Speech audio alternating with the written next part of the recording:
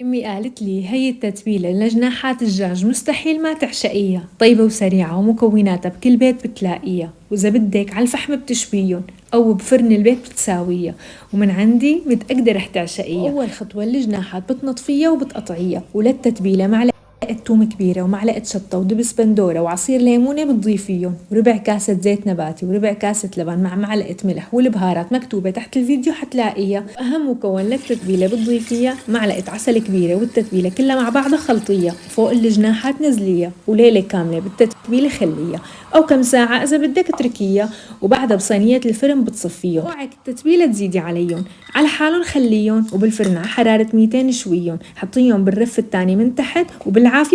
أمي قالت لي هي التتبيلة لجناحات الدجاج مستحيل ما تعشقيها، طيبة وسريعة ومكوناتها بكل بيت بتلاقيها، وإذا بدك على الفحم بتشويهم أو بفرن البيت بتساويها، ومن عندي متأكدة رح تعشقيها. أول خطوة الجناحات بتنطفيها وبتقطعيها، وللتتبيلة معلقة توم كبيرة ومعلقة شطة ودبس بندورة وعصير ليمونة بتضيفيهم، وربع كاسة زيت نباتي وربع كاسة لبن مع معلقة ملح، والبهارات مكتوبة تحت الفيديو حتلاقيها. أهم مكون للتتبيلة بتضيفيها معلقة عسل كبيرة، والتتبيلة كلها مع بعضها خلطيها، فوق الجناحات نزليها، وليلة كاملة بالتتبيلة خليها، أو كم ساعة إذا بدك اتركيها، وبعدها بصينية الفرن بتصفيهم. اوعك التتبيلة تزيدي عليهم، على حالهم خليهم، وبالفرن على حرارة 200 شويهم، حطيهم بالرف الثاني من تحت وبالعافية.